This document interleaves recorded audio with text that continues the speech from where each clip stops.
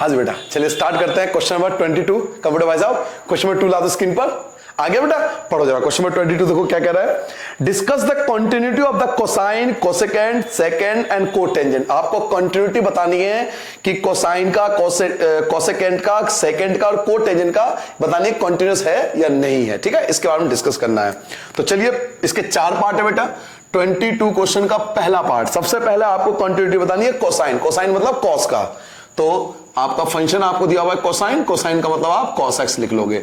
अब देखिए, इस क्वेश्चन में आपको ना पॉइंट्स गिवन नहीं है, तो मैं आपको शुरू से बता रहा हूं कि किसी भी क्वेश्चन में कॉन्टिन्यूटी डिस्कस करने के लिए अगर आपको पॉइंट्स गिवन नहीं है तो वहां एक आर्बिट्री कांस्टेंट हम अपनी तरफ से ले लेते हैं, जहां c जो है एक आर्बिट्री कांस्टेंट है, कांस्टेंट हमने मान लिया।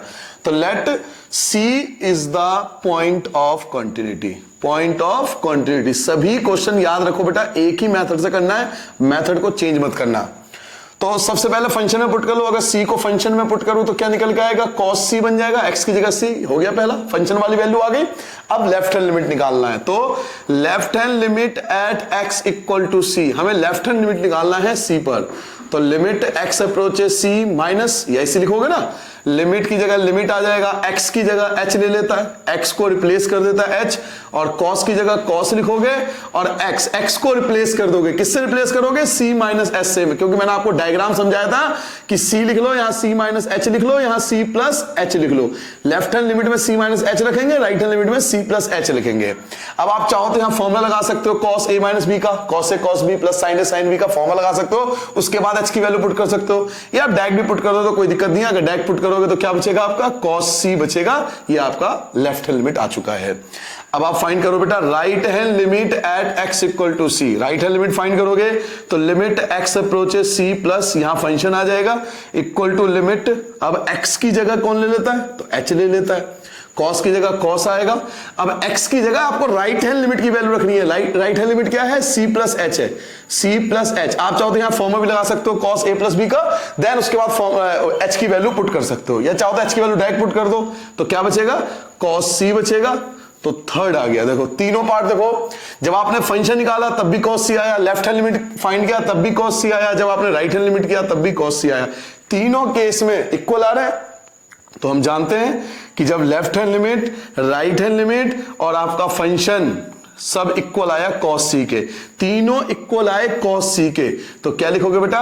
Hence it is continuous at x equal to c। c पर कॉन्टिन्यूअस है, या भी हटा भी सकते हो कि हर एक कोई सा भी आर्बिट्री कांस्टेंट लेंगे कॉन्टिन्यूअस ही आएगा, हैंस इट इज कॉन्टिन्यूअस। ठीक है, तो ये पहला पार्ट था जिसमें आपने कोसाइन, cos के लिए प्रूफ करा है कि कॉन्टिन्यूअस होगा या नहीं होगा। अब सेकंड पार्ट देखें। सेकंड पार्ट है बेटा कोसेकेंट। यहां से आपको चीज समझनी पड़ेगी, थोड़ा सा बदलाव आएगा। देखो ध्यान से बेटा, बिटा दो ये नोट के लिए सबने। चलिए सेकंड पार्ट पे आते हैं बेटा इसके। देखो बेटा, आपको पहले ही मैंने आपको बताया था साइन और कॉस जो होता है वो कॉन्टिन्यूस होता है हर एक फंक्शन में। आप अगर वीडियो स्टार्टिंग से देख रहे हो तो आपको मैंने बताया था कि साइन और कॉस जो होते हैं कॉन्टिन्यूस फंक्शन होता है, इसका ग्राफ भी कॉन्टिन्यूस होता है। बाकियों को क्या करना होता है? जो कोसेक होते हैं, सेक होते हैं, टेन होता है, कॉट होता है, उन सबको कॉन्टिन्यूस डिसाइड करने के लिए ना पहले उसको साइन और कॉस में कन्वर्ट करना पड़ता है, देन आपको डिसाइड करना पड़ेगा कि कॉन्टिन्यूस है या नहीं है। जैसे सेकंड पार्ट, कहने का मतलब ये सेकंड पार्ट देखो, सेकंड पार्ट आपको जो पूछ रहा है, सेकंड पार्ट आपसे है कोसेकेंट, यानी कोसेक की बात हो रही है, कोसेक x। तो कोसेक x का हम कॉन्टिन्यूटी डायरेक्ट नहीं डिसाइड करेंगे, कोसेक को कन्वर्ट करेंगे, साइन में कन्वर्ट कर देंगे। तो कुछ साइन में कन्वर्ट हो जाएंगे, कुछ कॉस में कन्वर्ट होंगे। तो बाकी साइन और कॉस के अलावा कोई सा भी क्वेश्चन आ जाए तो पहले उसे साइन एंड कॉस में कन्वर्ट करना होता है। तो हम जानते हैं कि कोसेक को क्या लिखेंगे? 1 अपॉन में साइन x। कोसेक को चेंज कर लिया साइन में। और अभी आपने क्या प्रूव किया था? आपने पहले क्वेश्चन प्रूफ किया था 22 से पहले, जो आपने क्वेश्चन प्रूफ किया था उसमें आपने देखा था कि साइन और कॉस कॉन्टिन्यूअस है। तो आप डायरेक्ट लिख सकते हो कि sine x is continuous everywhere. Sine x is continuous everywhere, everywhere, कि साइन x जो होता है वो हर जगह कॉन्टिन्यूअस होता है। हैंस जो 1 अपॉन साइन x होगा, 1 upon sine x would be continuous, would be continuous everywhere. 1 upon sine x भी एवरीवेयर जो होगा वो कॉन्टिन्यूअस होगा, except sine x equal to 0। Sine x equal to 0 को छोड़कर। क्यों सर जी? आप जानते हो कि साइन एक्स अगर 0 हो गया, अगर साइन एक्स की वैल्यू 0 हो गई, अगर साइन एक्स 0 हो गया, अगर एक्स की वैल्यू 0 हो गई, ध्यान से देखो बेटा, अगर एक्स की वैल्यू 0 हो गई, अगर यहां 0 पुट कर दिया आपने, तो साइन 0 जो होता है 0 होता है 1/0 नॉट डिफाइंड बन जाएगा। तो साइन एक्स तो कॉन्टिन्यूस होता है हर जगह, साइन एक्स तो कॉन्टिन्यूस है एवरीवेयर, तो 1/sin x भी कॉन्टिन्यूस होगा, लेकिन कब? एक कंडीशन को छोड़कर। कब? कौन सी कंडीशन को छोड़कर? कि साइन x जो होगा वो 0 नहीं होना चाहिए। और हम जानते हैं कि साइन x जब 0 होता है ना बेटा, तो x की वैल्यू हम n पाई लिखा करते थे। याद करो 11th क्लास जनरल सोल्यूशन बोला करते थे इसे, कि अगर साइन x 0 है, अगर साइन x की वैल्यू 0 है, तो हम x की वैल्यू n पाई लिखा करते थे। तो 1/sin x जो होगा, 1/sin x का मतलब कौन है? cosec x। ध्यान से हर एक चीज को समझो कि sin x तो हर जगह कॉन्टिन्यूस होता ही होता है, तो अगर sin x कॉन्टिन्यूस है तो cosec भी कॉन्टिन्यूस होगा, लेकिन एक कंडीशन को छोड़कर। कौन सी कंडीशन को छोड़कर? कि x must not equal to n pi, कि x जो है n पाई के इक्वल नहीं होना चाहिए। इस वाले कंडीशन को छोड़कर cosec जो होगा वो हर जगह कॉन्टिन्यूस होगा। क्लियर हो गया? केवल 2 लाइन लिखनी पड़ती है, ये फर्स्ट लाइन, ये सेकंड लाइन, क्योंकि एग्जाम में भी 1 मार्क्स के लिए पूछा जाता है ये सब चीजें। तो इस चीज को समझो। अगर बच्चों साइन और कॉस के अलावा अगर कोई और ट्रिग्नोमेट्रिक फंक्शन आता है, तो पहले उसे साइन और कॉस में कन्वर्ट करना होता है, देन ये 2 लाइन पे डिसाइड करना पड़ता है कि वो कॉन्टिन्यूस होगा या नहीं होगा। उसे हम आर्बिट्री कांस्टेंट लेके प्रूव नहीं करते। तो sin x क्या है? कॉन्टिन्यूस होता है, हम पहले पढ़ चुके sin x कॉन्टिन्यूस होता है। अगर sin x कॉन्टिन्यूस है तो 1/sin, या तो 1/sin लिख लो या cosec लिख लो, कि 1/sin या cosec भी कॉन्टिन्यूस होगा, हर जगह कॉन्टिन्यूस होगा, एक्सेप्ट कब? इसको छोड़कर। कब? x equal to n pi, x equal to n pi को छोड़कर, x equal to n pi को छोड़कर, इस कंडीशन को छोड़कर हर जगह cosec भी होगा कॉन्टिन्यूस। ठीक है? तो ये आपको ये एग्जैक्ट आंसर, ये जो 2 लाइन लिखी ना, फर्स्ट लाइन और सेकंड लाइन, केवल आपको ये 2 लाइन लिखनी है एग्जाम के अंदर। ठीक है? अब आते हैं बेटा थर्ड पार्ट पे। थर्ड पार्ट देखो, थर्ड पार्ट क्या है? थर्ड पार्ट आपको पूछ रहा है साइन और कोसाइन हो गया, कोसेकेट हो गया, सेकंड। अब सेक की बात हो रही है, इसी में सॉल्व कर देता हूं। देखो सेक, अब थर्ड पार्ट आपको सेक सॉल्व करना है बेटा, सेक एक्स, थर्ड पार्ट। तो सेक एक्स का मतलब क्या है? 1/cos x। ठीक है? सेक एक्स का मतलब 1/cos x, इसको भी cos में कन्वर्ट कर लिया। अभी आपने पहले पार्ट में क्या प्रूफ किया था? कि cos तो कॉन्टिन्यूस होता है हर जगह। तो लैंग्वेज क्या लिखूंगा? कि cos x is continuous everywhere. cos x जो होता है वो हर जगह कॉन्टिन्यूस होता है। Hence 1/cos x, या तो 1/cos x लिख लो या फिर sec x लिख लो, ये आप पे डिपेंड करता है। नंबर आपके कहीं नहीं कटेंगे, क्योंकि दोनों का मतलब एक x होता है, एक ही चीज होती है। Hence sec x would B continuous, sec x भी कॉन्टिन्यूस होगा एवरीवेयर, हर जगह, लेकिन एक कंडीशन छोड़कर। कब? बेटा x की वैल्यू ना 90 नहीं होना चाहिए। क्यों सर जी? क्योंकि आप जानते हो कि cos 90 की वैल्यू 0 होती है। cos 90 की वैल्यू 0, x 90 नहीं होना चाहिए, cos 90 की वैल्यू 0 होती है। याद आ गया आपको? तो इस कंडीशन में क्या लिखेंगे? कि इस कंडीशन में जो जनरल सॉल्यूशन था वो ये था शायद 2n1 प्लस और पाई पाउंड में 2। इस वाले कंडीशन को छोड़कर, याद करो जनरल सॉल्यूशन हुआ करता था, तो ये वाला कंडीशन छोड़कर, इस वाले कंडीशन को छोड़कर, ये वाला कंडीशन छोड़कर sec x भी हर जगह कॉन्टिन्यूस होगा। तो केवल आपको 2 लाइन लिखनी है। क्या लिखोगे? कि cos x जो है कॉन्टिन्यूस होगा एवरीवेयर। अगर cos x कॉन्टिन्यूस है तो 1/cos x भी कॉन्टिन्यूस होगा, लेकिन एक कंडीशन छोड़कर, इस वाले कंडीशन को छोड़कर, 2n + 1 π/2, इस वाले कंडीशन को छोड़कर, क्योंकि इस वाले कंडीशन में हर बार cos x की वैल्यू 0 आ जाएगी और 1/0 नॉट डिफाइंड होता है।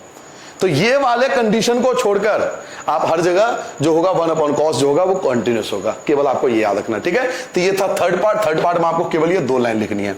फोर्थ पार्ट देखो, फोर्थ पार्ट आपका कोटेंजेंट यानी कॉट की बात हो रही है। अब आता बेटा फोर्थ पार्ट पे।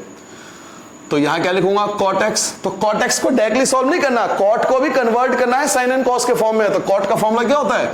cos x अपॉन में sin x, cos x upon में sin x। cot x को कन्वर्ट कर लिया, cos अपॉन sin में कन्वर्ट कर लिया। अब ऊपर cos है तो उससे तो हमें कोई मतलब नहीं है, कोई दिक्कत नहीं है। cos x भी कॉन्टिन्यूस होता है, sin x भी हर जगह कॉन्टिन्यूस होता है। केवल हमें इससे मतलब है कि नोट डिफाइन ना हो। ध्यान से देखना। तो क्या लिखोगे? कि cos x अपॉन में sin x is continuous everywhere. या आप अलग अलग भी लिख सकते हो। कैसे लिख सकते हो?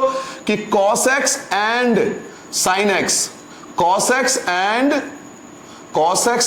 sin x continuous everywhere, cos x and sine x दोनों कॉन्टिन्यूस होता है एवरी जगह, हम पहले डिस्कस कर चुके हैं बात कि साइन एंड कॉस हमेशा कॉन्टिन्यूस होते हैं। तो cos x and sine x continuous everywhere, cos x and sine x continuous होता है हर जगह। तो जब कॉस एक्स और साइन एक्स कॉन्टिन्यूस होता है हर जगह, तो इसका मतलब यही तो हुआ कि cos x upon sine x भी कॉन्टिन्यूस होगा हर जगह। आप चाहो तो क्या मैंने क्या बताया था, आप चाहो तो कॉस अपॉन साइन लिख लो या सिंपल कॉट एक्स भी लिख सकते हो, ये आप पे डिपेंड करता है, मार्क्स नहीं कटेंगे, ध्यान रखना। क्योंकि कॉस सबको पता है ना फॉर्मूला कि भी कॉट का फॉर्मूला कॉस अपॉन साइन होता है। तो अगर कॉस एंड साइन कॉन्टिन्यूस है हर जगह तो कॉट एक्स भी कॉन्टिन्यूस होगा हर जगह, लेकिन एक कंडीशन छोड़कर, क्या? अगर यहां पर साइन एक्स की देखो, एक्स अगर 0 आ गया तो, अगर एक्स 0 आ गया तो साइन 0 की वैल्यू 0, तो ये हो जाएगा नॉट डिफाइंड। तो इसमें भी क्या लिखोगे, except X equal to N pi, क्योंकि जब साइन एक्स 0 होता है तो एक्स की वैल्यू क्या होती है, एन पाई होता है। तो केवल इसको छोड़कर, इस वाले कंडीशन को छोड़कर कॉट एक्स भी हर जगह कंटिन्यूस होगा। क्या मेरी बात आपको समझ में आ गई? तो इस क्वेश्चन से हमें एक सबक मिला, एक चीज हमें सीखने को मिल गई कि साइन एंड कॉस तो हर जगह कंटिन्यूस होता है। ठीक है, साइन एंड कॉस का अगर कोई भी क्वेश्चन आ जाए तो लिख सकते हो हर जगह कंटिन्यूस होता है। अगर साइन और कॉस के अलावा कोई भी आ, जैसे कल को 10 आ गया, मान लो मैं पूछता हूं 10 के लिए आपसे पूछ लेता हूं 10 कंटिन्यूस है या नहीं है, तो 10x आप डायरेक्टली नहीं प्रूव करोगे 10x कंटिन्यूस है या नहीं है, 10 को कन्वर्ट कर लूंगा sin x अपॉन में cos x में। ठीक है, अब पहली लाइन क्या लिखूंगा कि sin x and cos x are continuous everywhere, कि sin x and cos x जो होता है हर जगह कॉन्टिन्यूस होता है, पहली लाइन ये आ जाएगी। हेंस इसका ये मतलब हुआ कि sin अपॉन cos भी कॉन्टिन्यूस होगा हर जगह, एक्सेप्ट एक कंडीशन को छोड़कर, ये वाला कंडीशन। और cos के लिए कंडीशन क्या बताया था, 2n+1 और π/2, 90 वाला कंडीशन होता है, 90 वाला कंडीशन। ये आपने जनरल सॉल्यूशन 11th क्लास में पढ़ी थी, नहीं भी पढ़ी तो अब याद कर लो भाई, कोई बात नहीं, अब याद कर लो। ये 11th क्लास की कोई याद नहीं करना चाहता, कोई बात नहीं, 11th क्लास कुछ और बातों के लिए याद रखनी पड़ती है। ठीक है, तो ये याद कर लो, कॉस के लिए ये लिखते हैं और साइन के लिए ये लिखते हैं। तो अगर मैं 10 पूछूंगा ना तो उसको भी साइन अपॉन कॉस में कन्वर्ट करके ही सॉल्व करना पड़ेगा आपको। ठीक है, तो इस क्वेश्चन से हमें ये सबक मिल गया, तो आगे ध्यान रखना। तो ये था आपका बेटा क्वेश्चन नंबर 22, 4 पार्ट थे, चारों पार्ट आपके सामने हैं, चारों पार्ट समझ में आ गए होंगे आपके। अब आता है बेटा क्वेश्चन नंबर 23 पे, जब तक मैं मिटा रहा हूं कंप्यूटर जी 23 क्वेश्चन ला दो स्क्रीन पर। चलिए बेटा क्वेश्चन नंबर 23 देखिए, find all point of continuity. Simple आपसे कंटिन्यूस पूछ रहा है तो कुछ इसमें अलग नहीं है। देखो साइन एक्स अपॉन में एक्स और x+1, x less than 0, x greater than equal to 0। देखो मेरी बात सुनो, मैं आपसे बार बार कह रहा हूं 3 स्टेप फॉलो करो, मेरे 3 स्टेप याद रखो, कभी भूलोगे नहीं।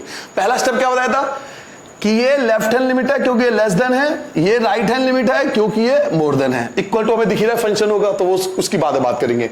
तो लेफ्ट हैंड लिमिट मिल गया, राइट हैंड लिमिट होगा, पहला स्टेप। स्टेप नंबर 2 किस पे चेक करना है, तो 0 पे चेक करना है। तो यहां 0 लिख लो, 0 - h लिख लो, 0 + h लिख लो, कभी गलती नहीं होगी। 2 स्टेप आपके यही हो गए, क्वेश्चन के अंदर ही 2 स्टेप हो गए। तीसरा स्टेप आपको सॉल्व करना है। क्या सॉल्व करना है, हमें सी पर सॉल्व करना है। तो पहले निकालो left hand limit at x = 0, left hand limit 0 पर, तो limit x approaches 0 - fx, limit x को h के फॉर्म में कन्वर्ट कर लो।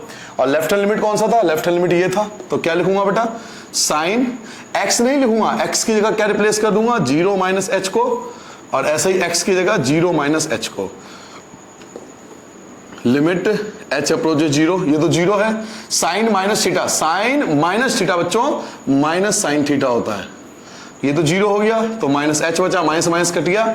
याद करो साइन x अपॉन में x, साइन x अपॉन में x इसकी वैल्यू 1 होती है, तो साइन h अपॉन में h की वैल्यू भी 1 होगी, क्योंकि 11th क्लास में पढ़ा था ना कि लिमिट 0 हो। याद करो लिमिट 0 हो, साइन x अपॉन में x। सर या बार-बार 11th क्लास की बात कर देते हो, दुखती रख में हाथ रख देते हो। मैं समझता हूं भाई, मैं सब समझता हूं 11th क्लास की बातें। आ जाओ कोई बात नहीं, मैं 11th की बात साइड करता हूं। याद कर लेना कि अगर साइन x का थीटा और ये डिनोमिनेटर दोनों सेम होता है तो इसकी वैल्यू 1 होती है, ये याद कर लेना। ठीक है, लेफ्ट हैंड लिमिट हो गया।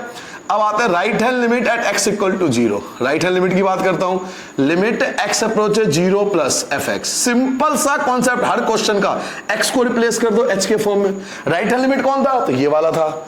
x थोड़ी लिखूंगा, x की जगह क्या रिप्लेस कर दूंगा, 0 + का h और प्लस का 1। तो h की वैल्यू तो 0 है, तो 0 + 0 0 हो गया, क्या बचा 1। लेफ्ट हैंड लिमिट आ गया, राइट हैंड लिमिट आ गया। अब फंक्शन में जीरो पुट करना है, तो फंक्शन कौन सा है, पहला है या दूसरा है, तो दूसरा है, क्योंकि यहाँ पे इक्वल, जो इक्वल दिया होता है वो फंक्शन होता है, तो फंक्शन ये दे रखा है, यहाँ पे जीरो पुट करो तो 0 + 1, आंसर क्या आ गया 1।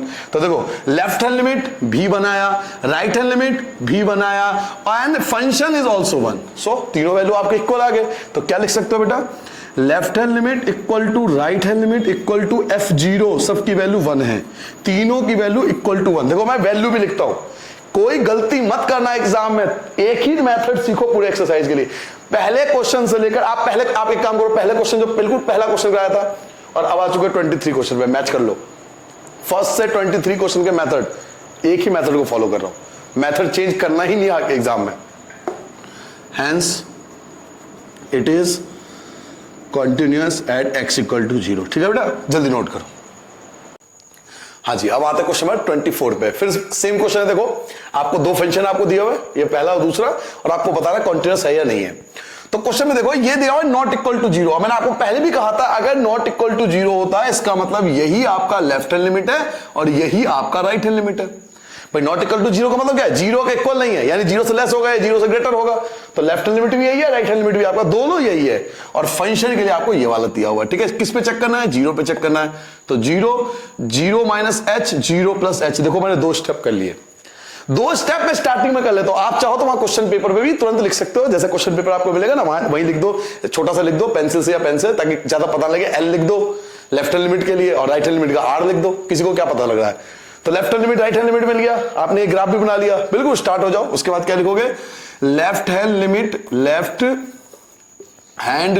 एट x = 0, 0 पे लेफ्ट हैंड लिमिट, तो लिमिट x अप्रोचेज 0 माइनस यहां आ जाए fx, लिमिट x को रिप्लेस कर देगा h अप्रोचेज 0 हो जाएगा। फंक्शन कौन सा लूंगा, तो फंक्शन ये वाला लूंगा। अब यहां x है तो x नहीं लिखूंगा बेटा, x की जगह क्या लिखूंगा, 0 - h का होल स्क्वायर, और साथ में क्या आएगा साइन, क्या लिखा हुआ है 1/x, 1/x का मतलब है 0 - h। ठीक है, देखिए बेटा यहां क्या है h की वैल्यू क्या रखूंगा 0, भाई h स्क्वायर है ना, h स्क्वायर है तो h की वैल्यू क्या है 0, 0 की मल्टीप्लाई किसी भी नंबर से करूंगा, चाहे इसकी वैल्यू कुछ भी हो, अगर 0 ये पूरा 0 आ रहा है तो 0 की मल्टीप्लाई इसमें से करूंगा तो आंसर 0 आ जाएगा। ठीक है, आप लिख भी सकते हो 0 × एनी इंटीजर, तो आंसर 0 आएगा, कुछ भी हो तो 0 ही आएगा। चलिए अब निकालता हूं right hand limit at x = 0। Right hand limit find करने वाला बेटा, लिमिट x अप्रोचेज 0 प्लस, यहां प्लस लिख दूंगा, प्लस क्यों लिख दिया, क्योंकि राइट हैंड लिमिट आप फाइंड कर रहे हो, equal to limit h approaches 0, h approaches 0 हो गया। उसके बाद राइट हैंड लिमिट ये है तो x की जगह क्या लिखोगे 0 + h, स्क्वायर की जगह स्क्वायर, और साथ में वही साइन 1 में x की जगह 0 + h, फिर वही काम h की जगह 0 पुट करोगे, 0 का स्क्वायर तो ये पूरा 0, अगर ये 0 इसकी मल्टीप्लाई किसी से करूंगा तो 0 आ जाएगा। अब बचा फंक्शन, फंक्शन में 0 पुट करो, तो फंक्शन कौन था, ये वाला था, तो पहली वैल्यू दे रखी है क्या 0। अब आपका क्या हुआ, लेफ्ट हैंड लिमिट भी 0 है, राइट हैंड लिमिट भी 0 है, एंड फंक्शन इज ऑल्सो 0, तीनों वैल्यू 0 आ गया।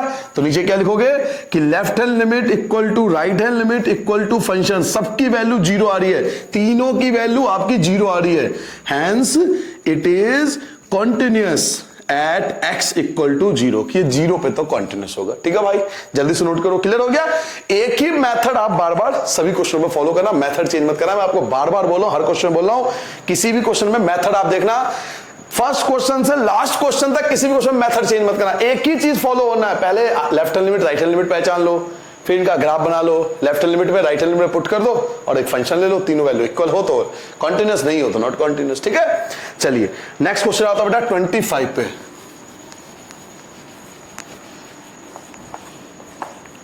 देखो बेटा क्वेश्चन नंबर 25, आपको एक फंक्शन गिवन है, फिर से आपको बताना है, कॉन्टिन्यूस बताना है। इसमें sin x माइनस का cos x, ये दिया हुआ है -1, x is not equal to 0 और x = 0। फिर वही बात हो गई, देखो पहला मैं कह रहा हूं बार बार स्टेप पे फोकस करो, क्वेश्चन पे फोकस मत करो। 2000 क्वेश्चन करने के बाद भी वही खड़े रहोगे जहां थे, क्योंकि आप क्वेश्चन पे ध्यान दे रहे हो। मैं कह रहा हूं कॉन्सेप्ट पे ध्यान दो, तो एक ही क्वेश्चन पूरे एक्सरसाइज के लिए काफी है।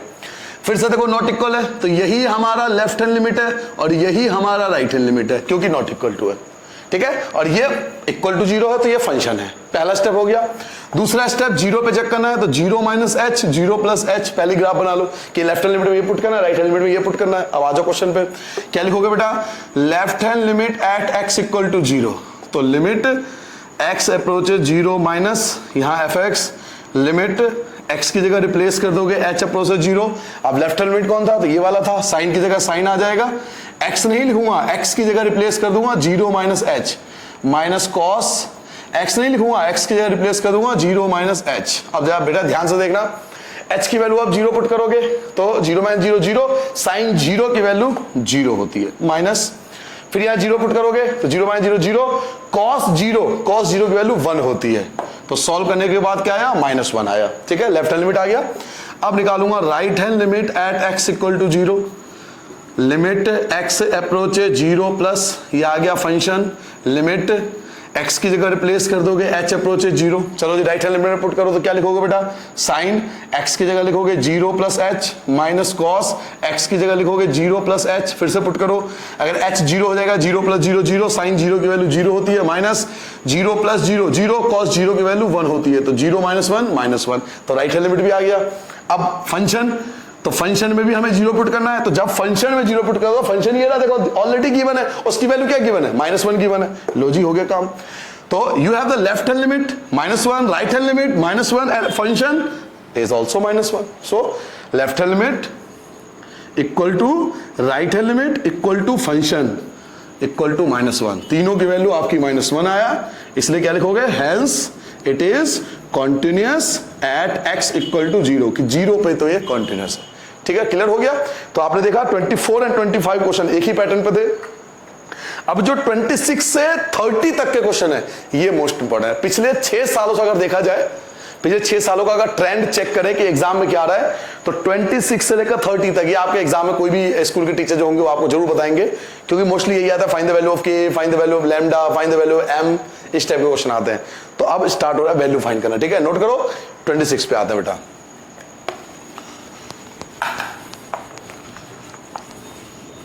चलो जी क्वेश्चन नंबर 26 देखो बेटा। क्वेश्चन नंबर 26, आपको एक फंक्शन गिवन है, क्या फंक्शन में, k cos x अपॉन में पाई माइनस 2x, ये 3 दिया हुआ है, x not equal to π/2, x equal to π/2, और ये कॉन्टिन्यूअस है, किस पर कॉन्टिन्यूअस है, π/2 पे कॉन्टिन्यूअस है, आपको ऑलरेडी गिवन है, क्वेश्चन में ये गिवन है कि ये π/2 पे कॉन्टिन्यूअस है। अगर ये π/2 पे कॉन्टिन्यूअस है तो k क्या होगा, इस टाइप का क्वेश्चन आता है।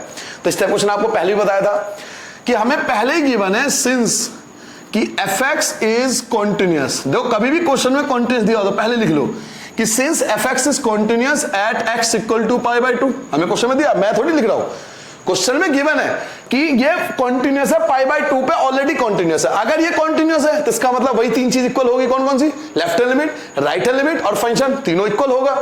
तो left hand limit equal to right hand limit equal to function, ये तीनों ही इक्वल होंगे क्योंकि ये कॉन्टिन्यूअस है। ठीक है, अब आप पे डिपेंड करता है, आप चाहो तो left hand right hand limit दोनों इक्वल लेके चलो, या left hand right hand limit और फंक्शन लेके इक्वल में चलो, या लेफ्ट हैंड लिमिट फंक्शन, कुछ भी लेके चल सकते हो, तीनों में से कोई दो चीज आप इक्वल में लेके चलो, आपका आंसर एक बार में आएगा, बिल्कुल चेंज नहीं आएगा आंसर।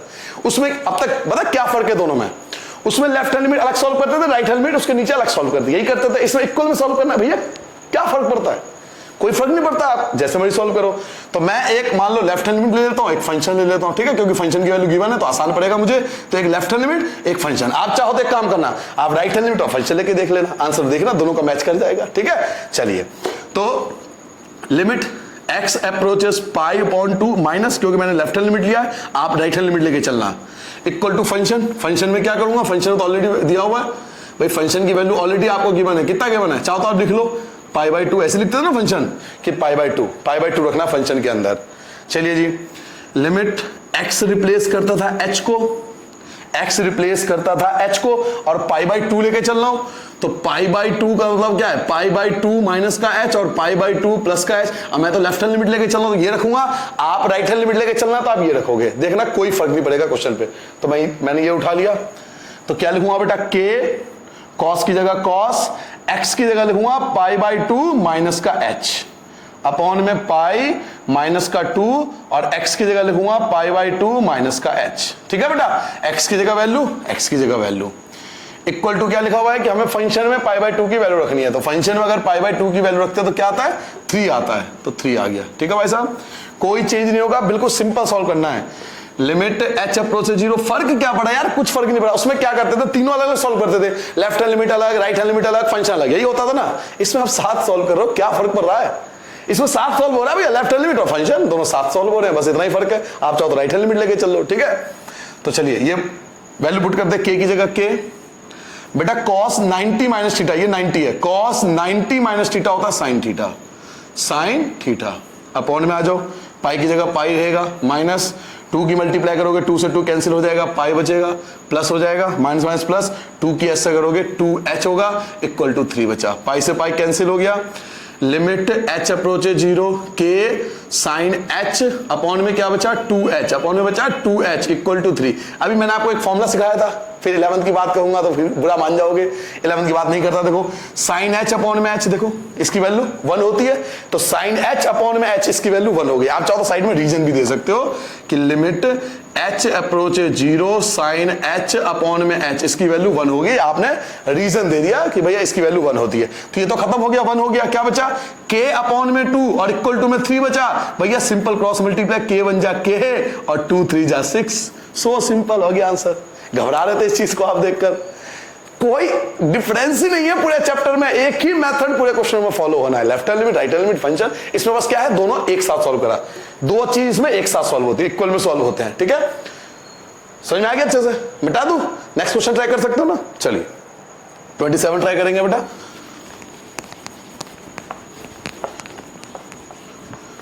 चलिए जी, क्वेश्चन नंबर 27 देखो बेटा, आपको दिया हुआ है फंक्शन, फंक्शन क्या गिवन है, फंक्शन गिवन है के एक्स स्क्वायर 3 गिवन है, x less then 2 x more than 2 और 2 पर ये कॉन्टिन्यूस है, 2 पर आपको कॉन्टिन्यूस दिया। मेरी बात ध्यान सुनना, ये क्या होगा लेफ्ट हैंड लिमिट, ये क्या होगा राइट हैंड लिमिट। क्लियर हो गया? मैंने आपको शुरू से ही बात बता रहा हूं, कितने पे चेक करना है, 2 पर कॉन्टिन्यूस दिया हुआ है, तो 2 माइनस एच 2 प्लस एच। मैं आप बदल सकते हो हर क्वेश्चन में, मैं नहीं बदलूंगा, यही फर्क है ना।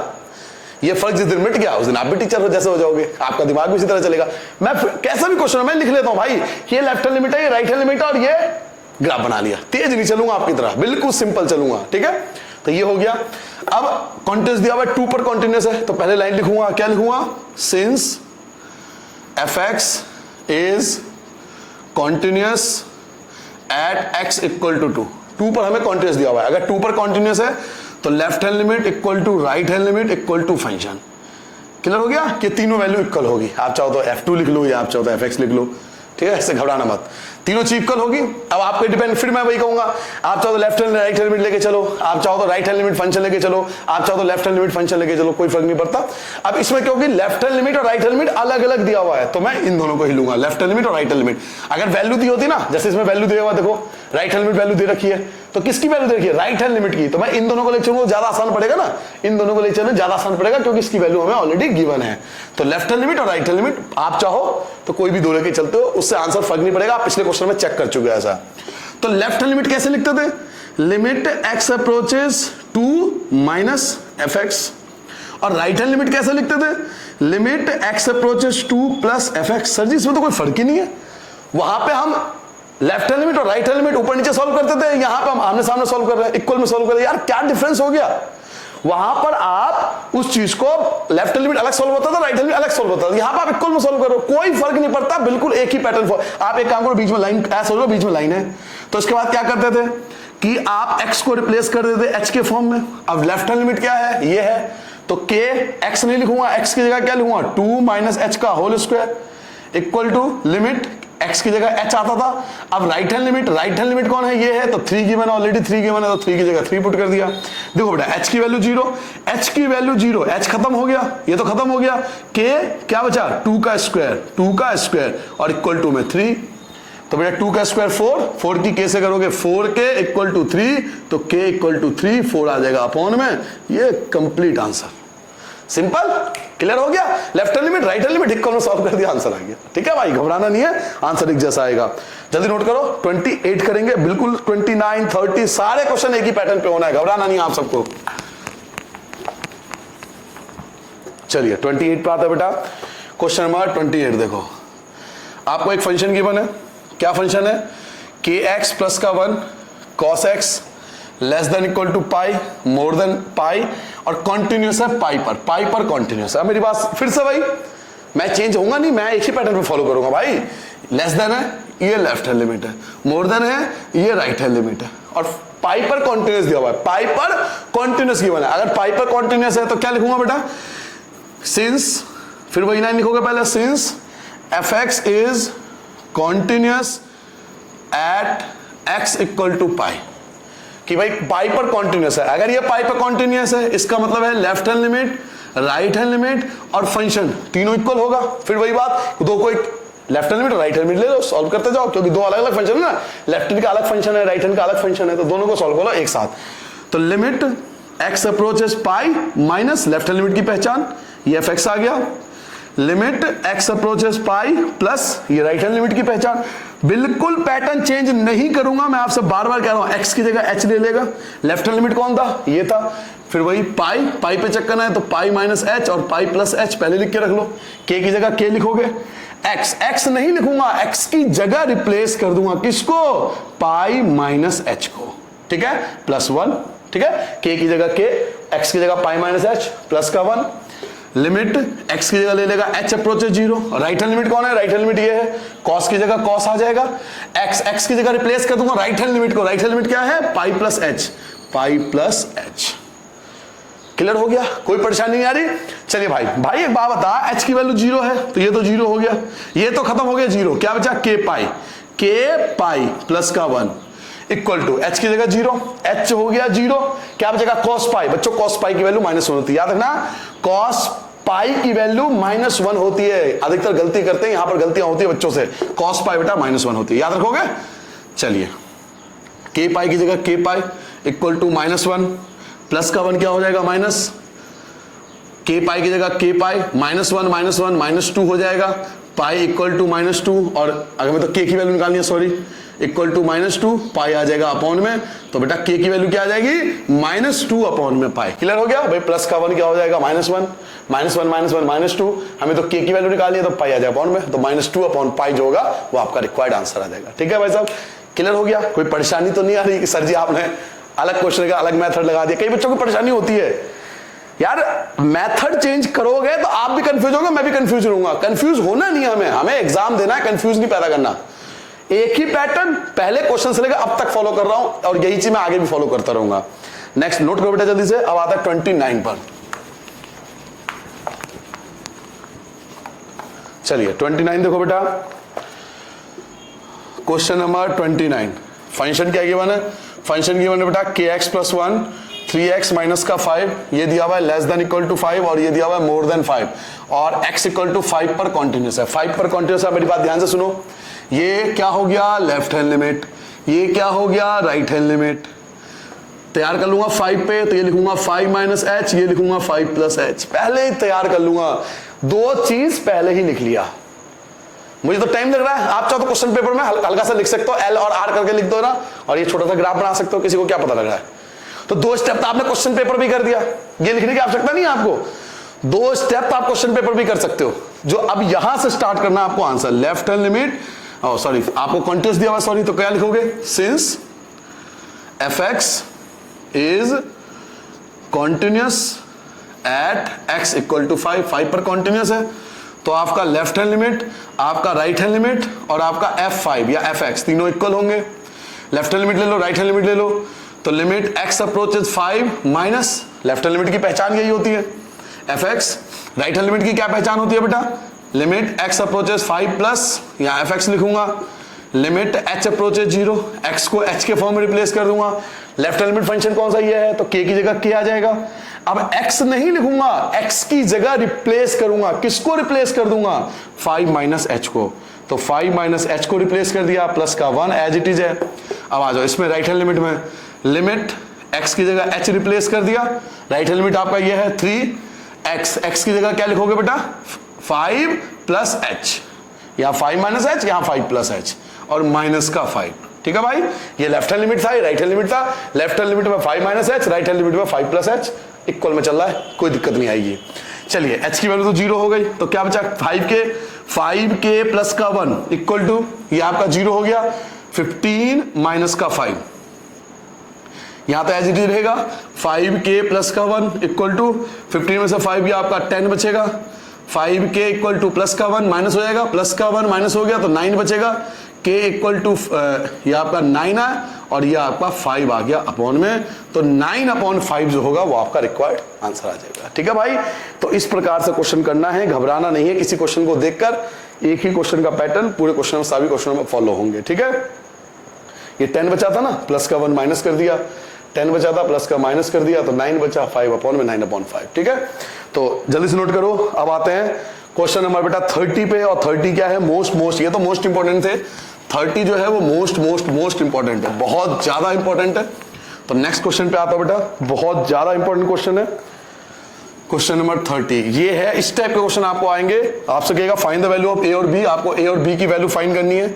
5ax प्लस का b 21, तीन चीज दिए हुए आपको, x less than equal to 2, 2 से ग्रेटर है बट 10 से छोटा है, और 10 से ग्रेटर है। अब यही चीज आपको समझनी है, कह रहा है कॉन्टिन्यूस है, डायरेक्ट बोल दिया कि पूरा फंक्शन ही कॉन्टिन्यूस है। ठीक है, मेरी बात ध्यान से सुनना बेटा, एक बात बताओ, ये कॉन्टिन्यूस है, किस पे कॉन्टिन्यूस है, दे रखा है क्या?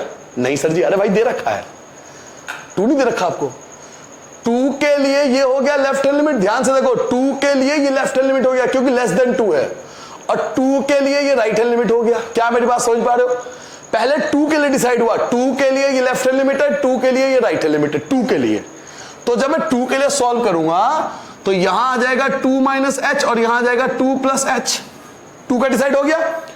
अगला दिया हुआ 10, 10 पे भी कॉन्टिन्यूस होगा क्योंकि 10 भी दे रखा है। अब 10 के लिए ये लेफ्ट हैंड लिमिट है, 10 के लिए ये लेफ्ट हैंड लिमिट है, और 10 के लिए ये राइट हैंड लिमिट है। क्या मेरी बात समझ में आ रही? आप मत लिखना, आपको सिर्फ समझाने के लिए बता रहा हूं मैं।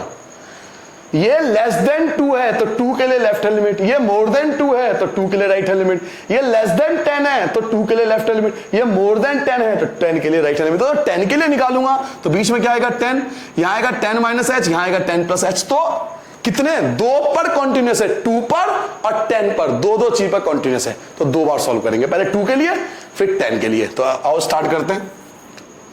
क्या लिखेंगे बेटा, सिंस fx इज कॉन्टिन्यूस, हमें कॉन्टिन्यूस दिया हुआ है, तो left hand limit equal to right hand limit equal to function, तीनों इक्वल हो गए। पहले 2 के लिए, केवल 2 के लिए, तो क्या लिखूंगा बेटा, लिमिट x अप्रोचेस 2 माइनस, ये हो गया लेफ्ट हैंड लिमिट 2 का, लिमिट x अप्रोचेस 2 प्लस ये राइट हैंड लिमिट हो गया 2 का।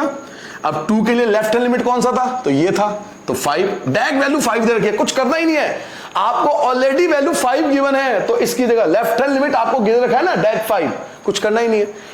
2 के लिए right hand limit, limit x की जगह h अप्रोच, x की जगह h ले लेगा, राइट हैंड लिमिट आपको दे रखा है a की जगह a, x नहीं लिखूंगा, x की जगह क्या रिप्लेस करूंगा, 2 प्लस एच, क्योंकि राइट हैंड लिमिट है तो राइट हैंड लिमिट को रिप्लेस करूंगा, 2 प्लस एच और प्लस का b, 5 की जगह 5 आ गया, h की वैल्यू 0, ये 0 हो गया, 2 की a से करोगे 2a और प्लस का बचेगा b, ये आ गया इक्वेशन 1। आई होप आपको बहुत अच्छे से क्लियर हो गया होगा। किसको क्लियर हो रहा है, जो ये चीज समझ गया कि एक ही मेथड से पूरा चैप्टर, पूरा एक्सरसाइज खत्म हुआ, 1 एक ही मेथड, 10 मेथड यूज नहीं करना। अगर 2 के लिए सॉल्व कर रहा हूं तो आप पहले क्वेश्चन से 30 क्वेश्चन तक मैच कर लेना, मैं कहीं भी चेंज नहीं हुआ, मेथड चेंज नहीं हो रहा, एक ही मेथड हो गया, पहला इक्वेशन आपका तैयार हो गया।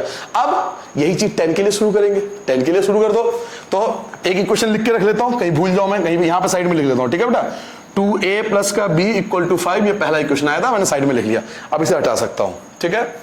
यहां से आपको दोबारा करना पड़ेगा, ये चीज दोबारा करनी पड़ेगी, ये दोबारा मत लिखना, एक बार लिख देते बहुत है।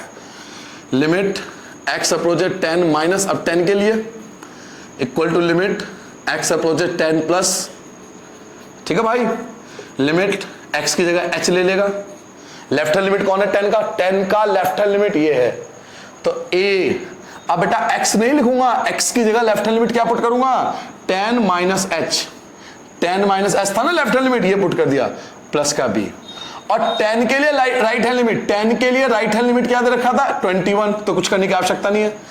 10 के लिए राइट हैंड लिमिट, 10 के लिए राइट हैंड लिमिट आपको 21, डायरेक्ट 21 दे रखा है, h की वैल्यू 0, s तो 0 हो गया, तो क्या बचेगा 10a प्लस का b इक्वल टू 21, और ये आपका इक्वेशन नंबर 2 आ गया। दोनों इक्वेशन आ चुके हैं आपके पास, दो इक्वेशन को एलिमिनेट कर दो एलिमिनेशन मेथड से, इन सब की आवश्यकता नहीं है अब,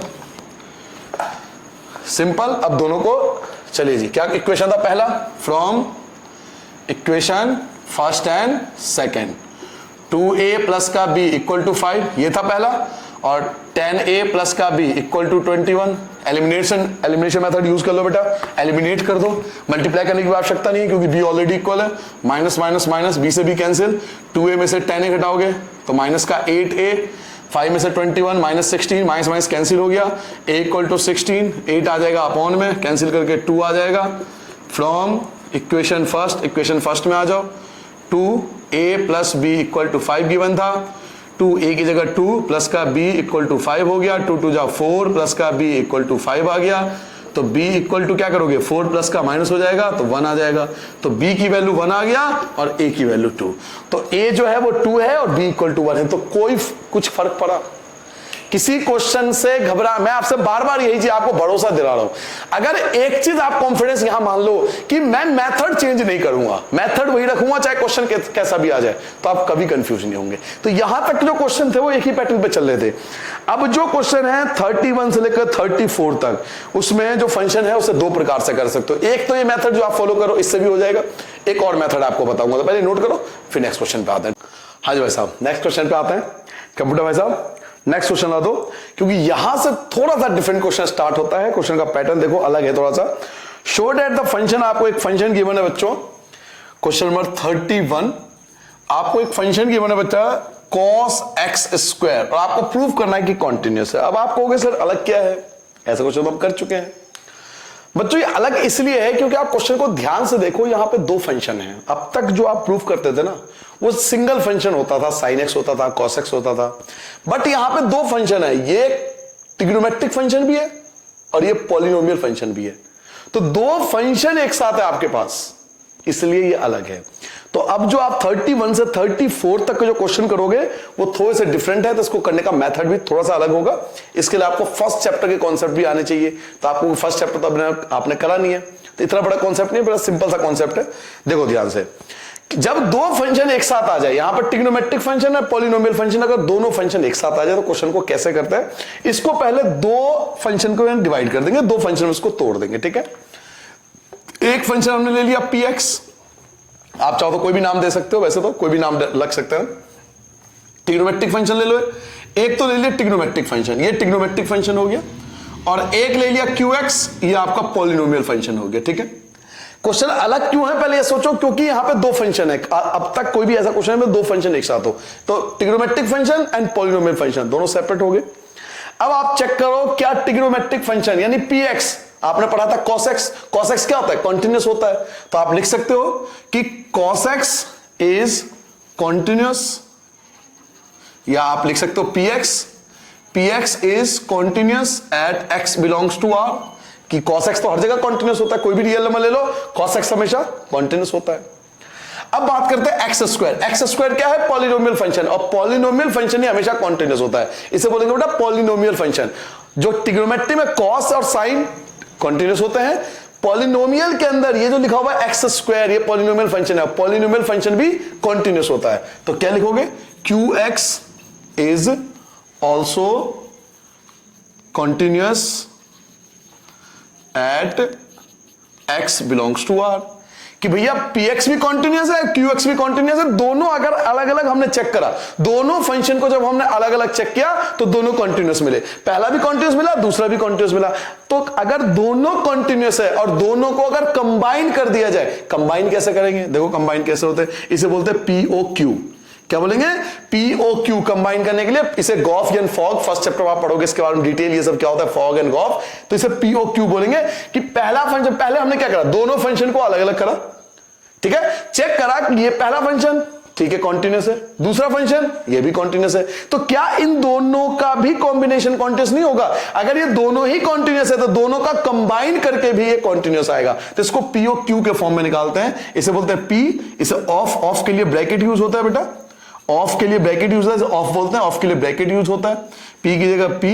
अब देखो QX क्या है, QX आपका एक्स स्क्वायर था, एक्स स्क्वायर को आपको px में पुट करना है, यानी एक्स स्क्वायर की वैल्यू p में पुट करना है, तो एक्स स्क्वायर की वैल्यू p में पुट करो, तो p आपका ये था, क्या लिखोगे cos और एक्स नहीं लिखूंगा, एक्स की जगह ये वैल्यू, एक्स स्क्वायर को पी में पुट करना है, एक्स स्क्वायर को पी में पुट करना है, तो एक्स स्क्वायर आ जाएगा यहां, एक्स स्क्वायर, तो वापस क्या आ गया, फंक्शन आ गया। देखो यही आपको करके दिखाना था, आप चाहो तो ऐसे एक लाइन में कर लो, या आप चाहो तो ऐसे करके देख लो। पी ऑफ के लिए ब्रैकेट आता है क्यू एक्स, इसे क्यू एक्स बोलते हैं, पी क्यू एक्स की वैल्यू क्या थी आपके एक्स स्क्वायर, और ये एक्स स्क्वायर आपको पी में पुट करना है, एक्स स्क्वायर आपको पी में पुट करना है, तो इसमें जब पी पुट करोगे तो ये एक्स स्क्वायर आ जाएगा, जो वापस आपका क्या आ गया, फंक्शन आ गया। तो अगर ये दोनों अलग अलग कंटिन्यूअस है तो इसका कंबाइन, ये कंबाइन हो गया, दोनों का कॉम्बिनेशन हो गया, ये भी क्या निकला, ये भी कंटिन्यूअस निकलेगा। तो अगर दोनों, पहले दो फंक्शन है, दोनों को सेपरेट कर लोगे, अगर पहला कंटिन्यूअस है दूसरा कंटिन्यूअस है, तो इन दोनों का जो कॉम्बिनेशन होगा वो भी कंटिन्यूअस होगा। ये आपको दिखाना होता है, ये पी ओ क्यू निकालना होता है, तो लिखेंगे hence P O Q x is, या आप सिंपल लिख सकते हो एफ एक्स, क्योंकि दोनों इक्वल है, hence F x is a continuous function. ठीक है, इस प्रकार से आपको एग्जाम में करना होता है। अगर इस टाइप के क्वेश्चन आ जिसमें दो अलग अलग फंक्शन हो, तो पहला अलग कर लेना, दूसरा अलग कर लेना, पहला कॉन्टिन्यूअस होगा, दूसरा भी कॉन्टिन्यूअस होगा, दोनों का कंबाइन कर लेंगे, दोनों को कंबाइन करके चेक करेंगे, इसे पी ओ क्यू बोलेंगे, पी ऑफ क्यू एक्स की वैल्यू एक्स स्क्वायर, इसे पी में पुट करेंगे, वापस फंक्शन आ गया। तो अगर ये दोनों कॉन्टिन्यूअस है तो ये भी कॉन्टिन्यूअस निकल गया। इस प्रकार से क्वेश्चन करते हैं अगर फंक्शन के अंदर दूसरा फंक्शन गिवन हो। तो ये था आपका क्वेश्चन नंबर 31, नोट करो जल्दी से। फिर 32 पे आएंगे, वो भी कॉम्बिनेशन वाला है, क्योंकि मॉडुलस फंक्शन है और ट्रिग्नोमेट्रिक फंक्शन दोनों एक साथ है। देखो बेटा नेक्स्ट क्वेश्चन आते हैं, क्वेश्चन नंबर 32 पे आते हैं। 32 देखो, क्वेश्चन स्क्रीन पर आ रहा होगा आपके, क्वेश्चन नंबर 32 देखो, चेक करो। कह रहा है शो दैट द फंक्शन, आपको फिर से एक फंक्शन गिवन है, क्या, मॉडुलस कॉस एक्स, ये आपको गिवन है, मॉडुलस कॉस एक्स। आपको प्रूव करना है कि ये भी क्या है, एक कॉन्टिन्यूअस फंक्शन है। फिर से वही बात आती है, ध्यान से देखो, यहां भी आपको दो फंक्शन है, कहोगे दो फंक्शन कहां है, एक देखो मॉडुलस फंक्शन है, ये है मॉडुलस फंक्शन है, एक मॉडुलस फंक्शन हो गया और एक ट्रिग्नोमेट्रिक फंक्शन हो गया। तो एक मॉडुलस फंक्शन, एक कॉन्टिन्यूअस फंक्शन, दो फंक्शन आपके पास है, तो एक को पी एक्स बोलेंगे, पी एक्स क्या हो गया, मॉडुलस फंक्शन, px क्या हो गया, मॉडुलस फंक्शन, ये मॉडुलस, ये x के फॉर्म में लिखेंगे, और एक आपका qx हो गया, qx आपका क्या हो गया, cos x हो गया।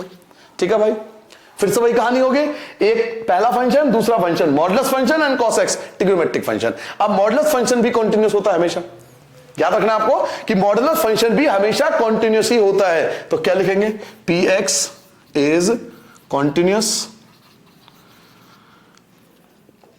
Eight x belongs to r, कि cos x जो होता है वो मॉडुलस x जो होता है वो कॉन्टिन्यूअस होता है, कहीं भी एवरीवेयर हर जगह कॉन्टिन्यूअस होता है, कोई भी रियल नंबर रख लो कॉन्टिन्यूअस होगा। बात हो गई qx, तो qx भी कॉन्टिन्यूअस होगा at x belongs to r, क्यों, क्योंकि cos x है, cos x हर जगह कॉन्टिन्यूअस होता है, पिछले क्वेश्चन में भी आपने करा था। तो px भी कॉन्टिन्यूअस हो गया, qx भी कॉन्टिन्यूअस हो गया, दोनों कॉन्टिन्यूअस हो गए, ऐसे पिछला क्वेश्चन किया था। अब इन दोनों का कॉम्बिनेशन चेक करेंगे कि भैया इन दोनों का कॉम्बिनेशन आ रहा है या नहीं आ रहा, तो इससे बोलेंगे पी ओ क्यू एक्स। चलिए जी फाइंड करते हैं पी ओ क्यू, तो पी ऑफ क्यू एक्स, इसे ऐसे डिनोट करते हैं, पी ऑफ क्यू एक्स, ओ की जगह ब्रैकेट यूज करते हैं, तो p की जगह p, qx क्या है, qx आपके पास cos x है, तो qx की जगह क्या आ जाएगा, cos x। ये cos x आपको p में पुट करना है, cos x आपको p के अंदर पुट करना है, cos की वैल्यू p में पुट करना है, तो p फंक्शन ये रहा, x की जगह क्या पुट करूंगा, cos x। तो चेक करो क्या वापस fx आ गया, देखो वापस fx आ गया। तो अगर px कॉन्टिन्यूअस है, px कॉन्टिन्यूअस है, qx कॉन्टिन्यूअस है, तो POQ भी कॉन्टिन्यूअस फाइंड कर लिया, तो बस हो गया प्रूफ। यही प्रूफ करना होता है, पहले पहला अलग, दूसरा अलग और तीसरा अलग। तो लिखेंगे hence fx is continuous function, कि fx जो है वो भी कॉन्टिन्यूअस। क्लियर हो गया।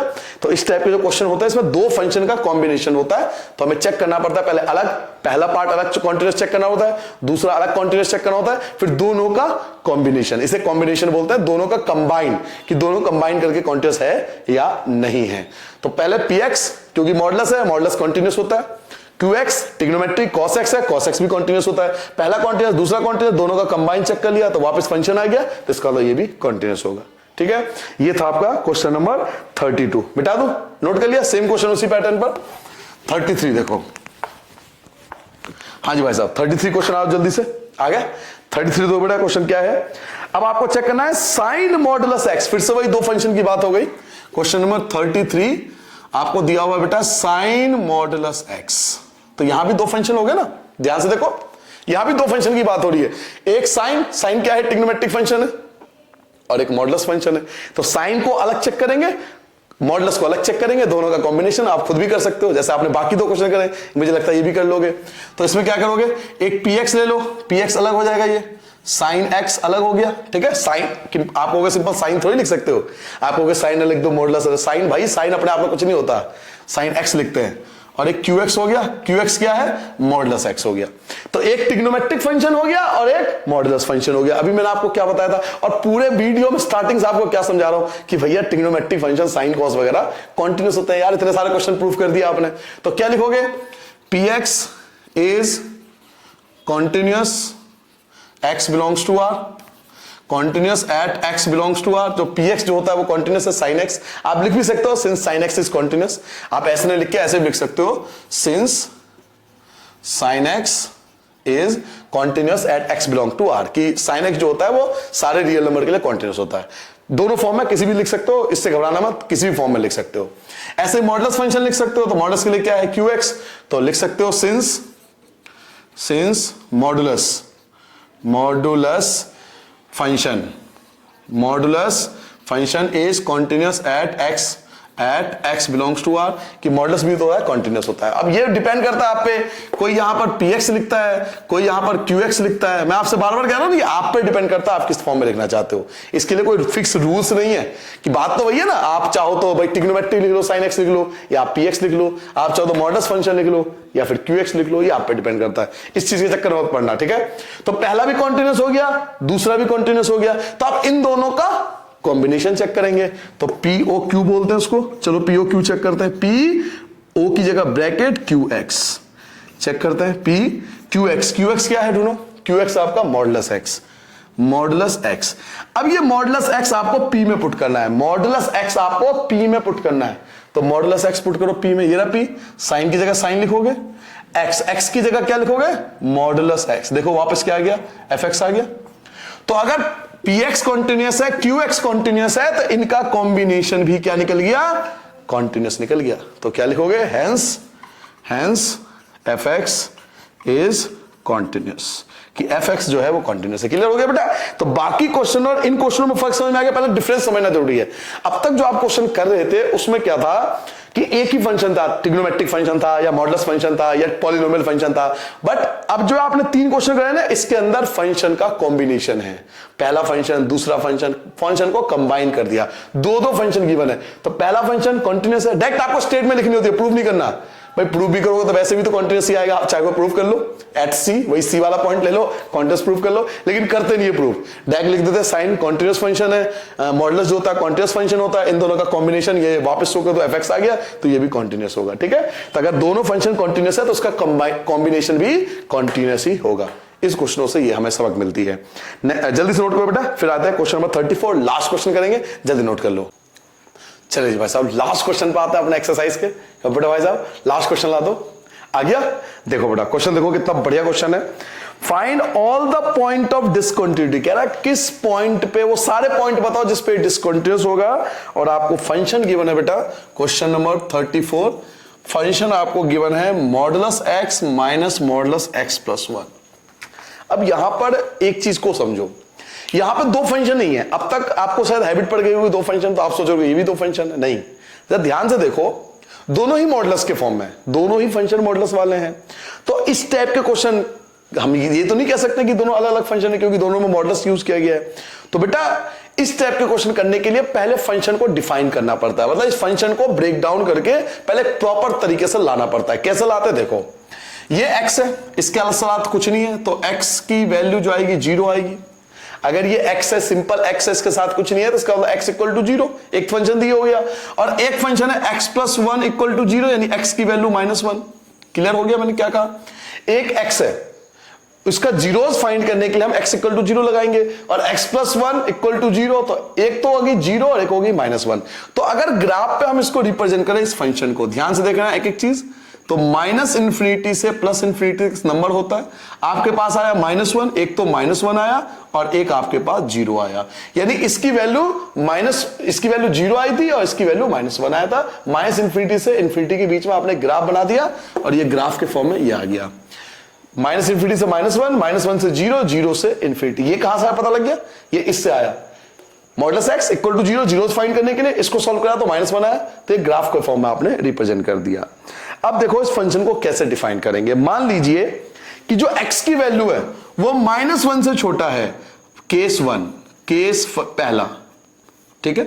पहला केस क्या मान लिया कि इसकी वैल्यू जो है x की वैल्यू वो -1 से छोटा है, x जो है वो लेस देन -1 है। केस 1 हमने मान लिया कि x की वैल्यू -1 से छोटा है। तो बच्चों जब x की वैल्यू -1 से छोटा होगा तो इसका मतलब ये जो वैल्यू आएगी फंक्शन इक्वल टू, ये जो x की वैल्यू अगर -1 से छोटा रखूंगा, जैसे -1 से छोटा मान लो -2 रखूंगा, तो माइनस की वैल्यू आएगी। क्लियर हो गया, यानी माइनस का x आएगा। अगर x की वैल्यू -1 से छोटा है तो ये माइनस का आएगा, माइनस की जगह माइनस। ऐसे अगर x की वैल्यू -1 से, आपको -1 से छोटी वैल्यू लेनी है, मान लो आपने x की वैल्यू -2 ले लिया, तो -2 + 1 -1 बचेगा। तो अगर x की वैल्यू -1 से छोटा लोगे तो इसको जब तोड़ेंगे तो ये भी किसका आएगा, माइनस का आएगा, ये पूरी वैल्यू माइनस का आएगा। क्लियर होगी मेरी बात, मैं क्या कह रहा हूं, दोबारा समझ लो। जब x की वैल्यू -1 से छोटा लोगे तो ये माइनस की वैल्यू निकालेगा। ऐसे यहां x की वैल्यू अगर -1 से छोटा पुट करोगे तो ये पूरा माइनस का आएगा। देखो ना एग्जांपल, -2 रख दो आप, -1 से छोटा कौन सा होता है, -2 रख दो, -2 + 1 -1 आया, माइनस का आया। -3 रख के देखो, -3 + 1 -2 आया। -4 रख के देखो, -4 + 1 -3 आया। यानी हर बार किसकी वैल्यू आ रही है, माइनस की वैल्यू आ रही है ना। तो अगर हम -1 से छोटा रखेंगे ना कोई वैल्यू, तो ये तो नेगेटिव आएगा, ये भी नेगेटिव आएगा। तो चलो इसको सॉल्व करते हैं। -x एज इट इज है, ये माइनस माइनस आपका प्लस हो गया, x ये वाला माइनस दोनों प्लस हो गए, क्या बचेगा आपका x + 1, x कैंसिल हो गया, आपका 1 बचा। यानी अगर x की वैल्यू -1 से छोटा हुआ तो आंसर 1 आएगा, फंक्शन 1 आएगा। ठीक है, एक वैल्यू तो यहां से निकल गया, एक वैल्यू यहां से निकले, एक फंक्शन यहां से निकलेगा। केस सेकंड क्या होगा, जब x की वैल्यू -1 के इक्वल या -1 से तो बड़ा होगा, -1 के इक्वल या -1 से तो बड़ा होगा, -1 से तो ग्रेटर होगा लेकिन 0 से छोटा होगा, इसके बीच में -1 से बड़ा लेकिन 0 से छोटा। ठीक है, तो फंक्शन क्या होगा, ध्यान से देखो।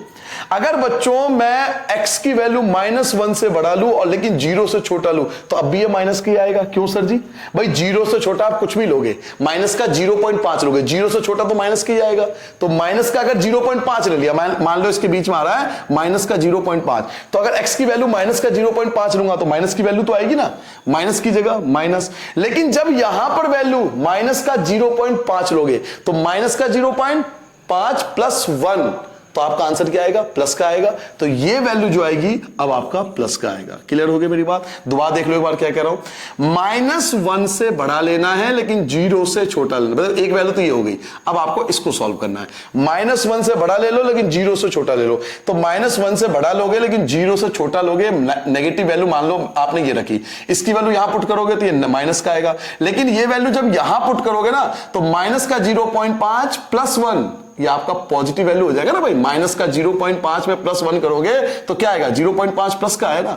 तो आप कोई भी वैल्यू लोगे तो +1 करने के बाद ये पॉजिटिव वैल्यू देगा। तो ये तो नेगेटिव आया लेकिन ये वाली वैल्यू जो है पॉजिटिव आया, ये माइनस की जगह माइनस। इसको सॉल्व करो, -x की जगह -x रहेगा, ये आ जाएगा -x -1 -x -2x -1। ये आ गया बेटा दूसरा फंक्शन।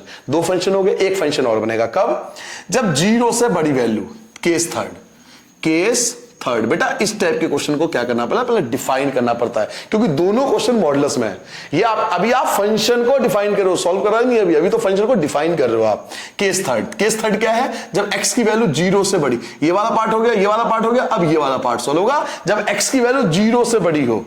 x जो होगा वो 0 के इक्वल या 0 से बड़ी वैल्यू, 0 के इक्वल या 0 से बड़ी वैल्यू। तो चलो जी 0 से बड़ी वैल्यू, अब 0 से बड़ी वैल्यू कोई भी आप अपने दिमाग में सोच लो, चलो 0 से वैल्यू 1 लेके चलता हूं मैं, 1 ले लो, 2 ले लो, 3 ले लो, जो मर्जी ले लो।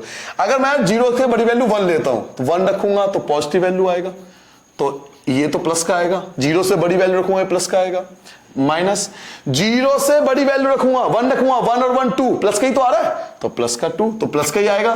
तो x -1, इसको तोड़ो, x -x माइनस आपका, सॉरी ये प्लस था, देखो जीरो से बड़ी वैल्यू मान लो आपने 1 ले लिया, 1 रखोगे तो उसको प्लस का है ना 1, तो x प्लस का, ऐसे ही 1 + 1 2, तो 2 प्लस का आ रहा है, तो माइनस आपका x + 1 एज इट इज हो गया, ब्रैकेट तोड़ दो, -x -1 x का आपका कट गया, क्या बचा -1। तो 3 केस बन गए, 3 फंक्शन आपके सामने आ गए। कौन कौन सा फंक्शन आ गया? पहला केस हो गया जब -1 से छोटी वैल्यू रखोगे तो 1 आएगा, जब -1 और 0 के बीच में रखोगे तो ये वाला फंक्शन होगा, अब जब 0 से बड़ा रखोगे तो ये वाला फंक्शन होगा। 3 फंक्शन आपके सामने बन गए। अब इसको फंक्शन को अभी आपने डिफाइन करा, अभी सॉल्व नहीं करा। अब क्वेश्चन उठता है ये डिफाइन क्यों कर रहे हो? अभी आप जब इंटीग्रेशन पे आओगे ना तब आपको समझ में आएगा इसकी वैल्यू क्या है, कितना जरूरी है समझना।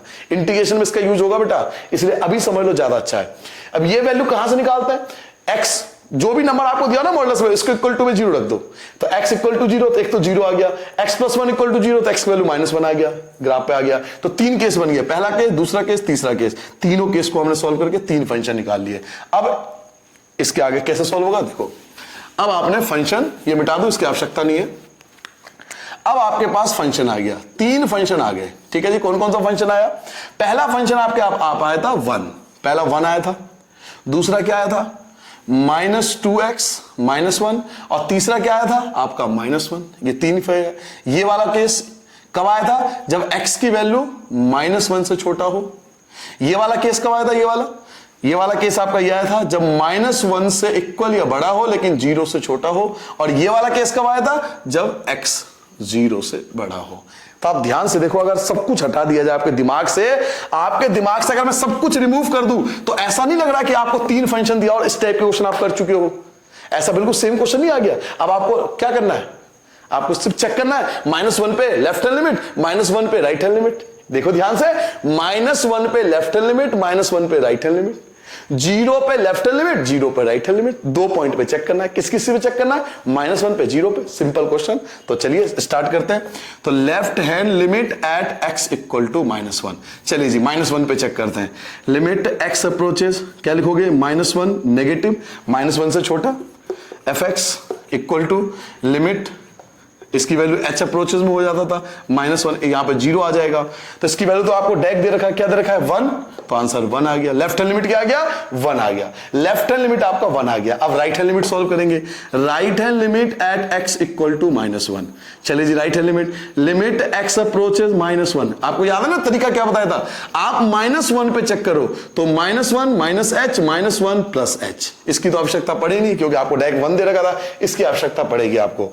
तो राइट हैंड लिमिट हमें चेक करना है, = लिमिट x अप्रोचेस, क्या x की जगह कौन रिप्लेस हो जाता है? h। याद करो, x की जगह h रिप्लेस हो जाता था। अब -1 के लिए राइट हैंड लिमिट ये वाला था, -1 के लिए राइट हैंड लिमिट ये है आपका, तो -2। x नहीं लिखोगे, x की जगह रिप्लेस कर दोगे। किसको रिप्लेस कर दोगे? -1 + h को रिप्लेस कर दोगे, -1। वैल्यू पुट करोगे, h की वैल्यू 0, h की वैल्यू 0, -1 की मल्टीप्लाई -2 की मल्टीप्लाई -1 से करोगे तो 2 बनेगा, -1 बेटा 2 में से 1 गया 1, 2 वैल्यू आ गई। अब फंक्शन में भी तो -1 पुट करोगे ना, फंक्शन में भी तो -1 पुट करना है। तो फंक्शन कौन है? फंक्शन देखो = ये रहा, फंक्शन आपके पास ये है, इसमें पुट करो -2, x की जगह -1 और -1, तो -2 की -1 से करोगे 2, मल्टीप्लाई करोगे इन दोनों की 2 आएगा, -1, 2 में से 1 गया 1। देखो चेक करो, left hand limit, right hand limit और फंक्शन तीनों इक्वल आ गया, यानी -1 पे तो कॉन्टिन्यूस हुआ, डिसकंटिन्यूस नहीं हुआ। तो नीचे क्या लिखोगे?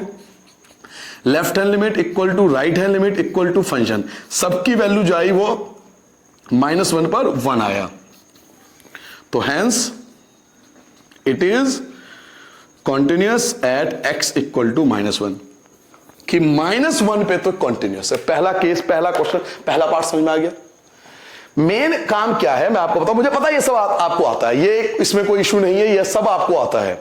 मेन मुद्दा यह है कि ये आपको पता होना चाहिए कि ये वैल्यू है ना, ये आया कहां से। अगर आपको ये चीज पता लग जाए तो आप ये आराम से सॉल्व कर सकते हो। -1 पे सॉल्व हो गया, -1 अब किस पे सॉल्व होगा? यही चीज 0 पे सॉल्व होगा। इस टाइप के आपके कई क्वेश्चन कर चुके हो, इस टाइप के तो पूरा एक्सरसाइज में भरा पड़ा क्वेश्चन था। अब 0 पे लेफ्ट हैंड लिमिट ये होगा, 0 पे लेफ्ट हैंड लिमिट आपका ये होगा और 0 पे राइट हैंड लिमिट आपका ये होगा। क्लियर हो गया? अब 0 पे चेक करते हैं कि कॉन्टिन्यूस है या डिसकंटिन्यूस है, ये मिटा दो, पहला पार्ट यहां पे हो गया। अब 0 पे चेक करेंगे, तो चलिए स्टार्ट करते हैं।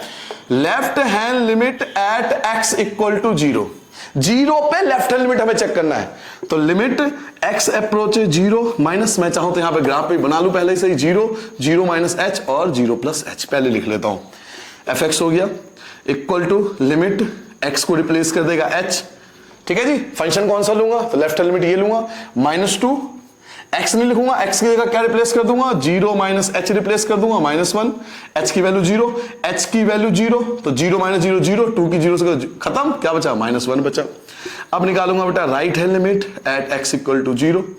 अब राइट हैंड लिमिट निकालोगे, ठीक है। एक बार चेक कर लो भाई, आपका ये क्या था, ये आपका लेफ्ट हैंड लिमिट था, ये आपने लेफ्ट हैंड लिमिट लिया, जीरो पे लेफ्ट हैंड लिमिट, तो -2 x की जगह जीरो माइनस एच और -1 जीरो पुट करोगे, यहां आपका क्या आ जाएगा, जीरो, ये वाली जीरो वैल्यू पुट करोगे, जीरो में से जीरो गया जीरो, -2 की जीरो से करोगे जीरो, -1 आपका बचेगा। अब राइट हैंड लिमिट निकालो जीरो पर, राइट हैंड लिमिट जीरो क्या हुआ, राइट हैंड लिमिट आपको जीरो पे चेक करना है, तो limit x approach zero plus fx, ठीक है। तो लिमिट x की जगह h रिप्लेस कर दो, राइट हैंड लिमिट कौन है जीरो का, ये आ गया -1, ये भी -1 आ रहा है, तो -1 ही आएगा। अब फंक्शन पे चेक करो जीरो, तो फंक्शन कौन equal to zero, equal to zero आपका ये दे रखा है, तो ये भी -1, तो ये भी -1, ये भी -1 और ये भी -1, क्या हुआ, -1 -1 -1, तीनों इक्वल, फिर से इक्वल, तो क्या लिखोगे बेटा, हैंस कि left hand limit equal to right hand limit equal to f0, सबकी वैल्यू -1 के इक्वल आई, तीनों की वैल्यू -1, लेफ्ट हैंड लिमिट की वैल्यू -1, राइट हैंड लिमिट की -1 और फंक्शन की वैल्यू भी -1, hence it is continuous at x equal to zero, कि जीरो पे भी कॉन्टिन्यूअस है, यानी -1 पे भी कॉन्टिन्यूअस था और जीरो पे भी कॉन्टिन्यूअस है, तो नो पॉइंट ऑफ डिसकंटिन्यूटी, इसका कोई पॉइंट डिसकंटिन्यूटी नहीं है। क्लियर हो गया, इस प्रकार से करना, मेन मुद्दा है आपको ये चीज तैयार करना। मैं फिर से आपको समझाता हूं, देखो ग्राफ तैयार कर लेना, -∞ से +∞, एक वैल्यू जीरो आया था, एक -1 आया था, एक वैल्यू ये रखना है, एक वैल्यू यहां से लेना है, एक वैल्यू यहां से लेना है, तो 3 फंक्शन बन गए। जैसे 3 फंक्शन बन गए उसके बाद आपको वो पूरी कहानी आती है, ठीक है भाई। तो अच्छे से करना बेटा, बढ़िया से करना, कोई डॉट्स हो फिर भी आपको लगे कि कोई डॉट्स रह गया है, कोई चीज मैंने अपनी तरफ से पूरा आपको समझाने की कोशिश किया है, फिर भी कोई क्वेश्चन आपको लगे कि नहीं है समझ में आया, तो मुझे कमेंट करके पूछ लेना, मैं आपको बता दूंगा, ठीक है बेटा। कोई डॉट्स नहीं होना चाहिए, क्योंकि आप पता है 12th में हो तो समझाने की आवश्यकता नहीं है, बहुत अच्छे से क्लियर करना। कोई भी परेशानी हो, कोई दिक्कत हो कि भैया ये क्वेश्चन समझ में नहीं आ रहा, मुझे कमेंट करके पूछ लेना, मैं आपको सॉल्व कर दूंगा, ठीक है बेटा। चलो बाय बेटा, सबको नमस्ते, अच्छे से पढ़ना बेटा।